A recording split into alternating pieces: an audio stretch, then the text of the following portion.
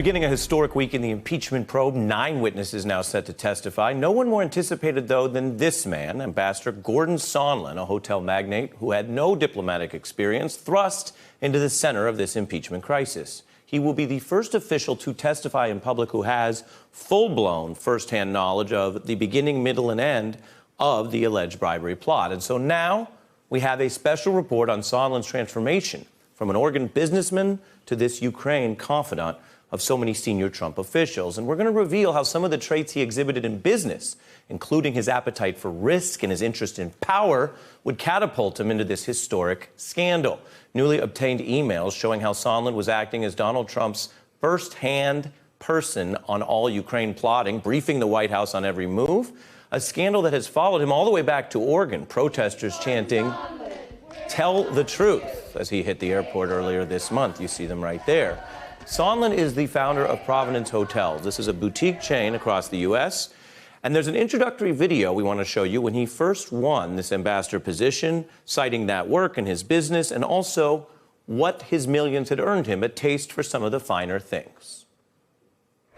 Hi, I'm Gordon Sondland, the new ambassador to the European Union. I started in the commercial real estate business and pretty soon discovered the hotel business, which then led to creating my own hotel management company. I've been a pilot since I was 15 years old and now really enjoy flying jet aircraft. I'm also a lover of art. We've been fortunate even to loan a couple of paintings to the White House. And that's nice. If you have paintings to loan, why not loan them to the White House? But Gordon's business record shows he also would push boundaries. There was an early version of his private equity firm's website that said you could get a 2-day turnaround for any project needing cash, saying they abhorred red tape, while tax records reveal that while he claims to live in Seattle for tax purposes, the state has no income tax, he's also raised 2 children in Portland and registered his cars there and generally lived there. Now, I want to be clear, the states have not suggested those were illegal choices, but they show an aggressiveness that gets him right up to the line in business, and we'd soon learn in other endeavors. As ambassador, Sondland was pushing limits again. Look at this. Did you hear how he was renovating his official residence in Brussels with your money? Thousands of taxpayer dollars on furniture, rugs, and custom woodwork. One American official saying it was like, quote, a real 18th century Jefferson in Paris type of behavior. Now, politically, Sondland's a lifelong Republican, and he had been in the more establishment Bush wing of the party. He supported Jeb Bush in the 2016 primary against Trump. But after Donald Trump won the nomination, Sondland then began fundraising, doing an event in Portland. When there was a backlash, he initially pulled out of that and announced he wouldn't support Trump's candidacy, citing the attack on the Gold Star family and these evolving positions on values. So that's what he said in August of 2016. Then Trump won. And Sondland went on to donate $1 million to Trump's inaugural committee through 4 different companies, which was seen as a way to hide the actual public backlash that he'd, of course, experienced before. And then he wanted to become an ambassador, a Trump official saying Sondland was clamoring to do it. One Oregon insider dubbing him a guided missile for getting access to the most powerful person around. His efforts worked. I'm very excited about being President Trump's selection to be the United States ambassador to the European Union. The team at the US-EU is second to none. Each and every one of the bilateral ambassadors, whether they be political or career appointees, have extraordinary diplomatic, business, and people skills. President Trump has asked us to accomplish a great deal in the coming years. I look forward to it. While Sondland was laying on the praise just there for those career nonpartisan diplomats, think about how that looks right now. Because he soon showed a very different approach, and this was long before he found himself at war with those same nonpartisan diplomats over his Ukraine plotting. But take a look at something that I'm going to show you here you may not have seen. This new ambassador with all of this money and all this plotting and all this claims for how he was going to do business, well, he struggled with the actual job, with diplomatic expertise, or even naming foreign heads of state. Do you have a favourite leader, though? Angela Merkel, Theresa May? Margaret Thatcher. Margaret Thatcher. Well, she's long gone. Anyone today? Emmanuel Macron? Abraham Lincoln.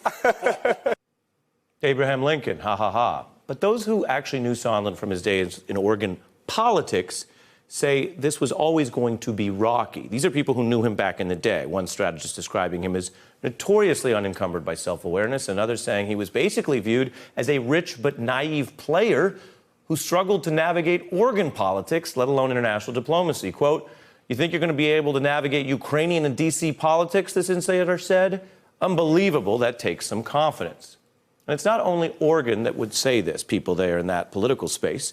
Take someone you've now heard of, the former top Russia advisor Fiona Hill, that she raised counter-intel concerns because he was giving out officials' personal phone numbers and texting, which she was concerned it would be exfiltrated by Russians easily, making this proclamation all the more telling. We are calling out disinformation, and we continue to closely monitor and counter malicious cyber activity and disinformation to safeguard the integrity of our democratic institutions. His colleagues thought he wasn't safeguarding his own texts and phone calls, and of course, think about it. Today, we're reading his emails in the Wall Street Journal. There may be something about the way he conducted himself that left him open to more evidence being gathered. Now, other aides also were concerned about what he was doing on substance. NSA advisor John Bolton removed Sondland's name from the people who were going to attend the Ukrainian president's inaugural, and then it was reinserted. Apparently, Bolton was overruled at a higher level, like Donald Trump. Meanwhile, there's testimony that Sondland informed people that he was assigned to be in charge of Ukraine. Now, why was the EU ambassador so eager to be in charge of Ukraine? Well, take a look at some light that might be shed on this from his wife, who told Fortune he wanted to be ambassador because he loves to do deals. And there's some video that gives context to this that I think impeachment investigators might be interested in as well. This is back in 2016, Sondland saying how he learned to do politics and how he learned to be good at, wait for it, using quid pro quos. This was when he was working between the parties in Oregon. Take a look. The governor knew that I had a relationship with the Bush White House and asked me to work on a myriad of projects quietly to enable the state to, receive certain federal money for very specific projects. There was always a quid pro quo. The governor would help the president with something, and the president would help the governor with something. And it was very transactional. There was always a quid pro quo. Sondland in 2016 also said he saw less of that approach to politics, and he, as a millionaire donor, he thought that was a shame. There's less ability to understand what someone else needs and figure out what you need and make a deal. And it's unfortunate because I think everyone loses in the process. Does everyone lose in the process? Well, take a look at something else. Sondland speaking to a Ukrainian news outlet. This is in July. And it's one day after Donald Trump's now infamous call with Zelensky that Sondland was so integral and involved with. And look at what he says here. With me is U.S. Ambassador to the EU, Gordon Sondland. He's going to talk with me about how often he visits Kyiv, what he likes to do here, and who he spoke with today. Thank you so much for joining us. Hi, Carrie. How are you? I'm good, thank you. It starts out nice enough there. Sondland also confirms that he has insights into the Trump-Zelensky relationship. I had a wonderful hour-long meeting with President Zelensky. That followed on the heels of his telephone call yesterday with President Trump. Did he give you insight on what they spoke about? Absolutely. Absolutely. And now it gets really interesting because Mr. Sondland, perhaps he can't help himself, or perhaps he just wanted to brag a little bit in this once obscure media interview, but watch what we're about to show you here, something he might regret. He says out loud here on camera, for all of history to know, that he was speaking with President Trump right before Trump called Zelensky. And he doesn't tell any of those extra details about the request for a Biden probe. I actually spoke with President Trump just a few minutes before he placed the call. And not only did the president call to congratulate President Zelensky, but also to begin the collaboration of charting the pathway forward with the U.S.'s support of Ukraine. The pathway forward, though, did not involve him publicly disclosing what we now know, that it was based on getting the investigations Trump wanted, that Sondland kept the Trump aides in the loop about Ukraine getting political probes going. That pathway in public didn't include any admission of the investigations. Remember, Mr. Sondland changed his very testimony about that, which we've shown you in our graphic, where he moved from no bribery to bribery because it turned out that Ambassador Sondland himself was involved in the bribery plot, and he remembered that earlier this month. He was even confronted by protesters the day after this memorable switch occurred. What compelled you to change your testimony? Didn't change my testimony, but I can't answer any questions. You did not change your testimony at all? That day, Sondland could walk away, and he did. But here's what's different tonight. Ambassador Sondland's days of walking away from these questions ends as he faces impeachment investigators this week with more emails and more evidence and more knowledge than even he has about his own role in all of this. They know things he doesn't, which is probably why he thought he could dodge in his past testimony. On Wednesday, Mr. Sondland will face investigators who can press why he downplayed this plot so much that he did have to change his testimony under, yes, perjury exposure. Why he cut out apparently incriminating details of the call with Trump, even as Ambassador Taylor and other witnesses testified under oath about those damning details. So as we look back on Gordon's past promotional videos, we ask, which Sondland will America see on Wednesday? The smooth, high-flying multimillionaire Trump donor ready to make a deal? The businessman turned political, confidently telling everyone how things really work, and there's always a quid pro quo? There was always a quid pro quo. The governor would help the president with something, and the president would help the governor with something. And it was very transactional. It was very transactional. Or will America meet a different Sondland, that newly hesitant witness who came back to revise his testimony when he saw it conflicted with, yes, those diplomats he used to praise, because he, or I don't know, maybe his lawyers realized in a factual fight with those diplomats, with the Bill Taylors of the world, Sondland would lose. The idea of that witness, a Sondland who just says, I can't spin anymore, I'm going to tell all, a potential John Dean for the Trump era, if you will, the idea of that witness scares this White House the most. President Trump already preparing for that possibility, distancing himself from his hand-picked Ukraine point person, much as he's distanced himself from past fixers when they no longer proved useful. Our ambassador to the European Union, Gordon Sondland. Thank you, Gordon. Where is he? Great job. Good.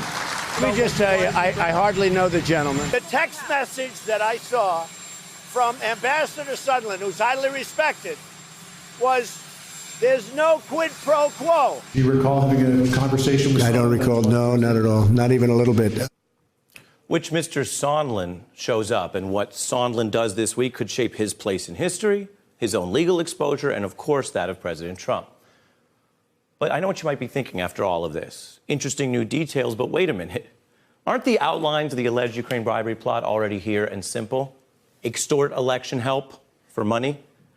Well, the question is how Sondland will explain it under oath. Will he be honest even if it incriminates, or will he be dodgy and obfuscating?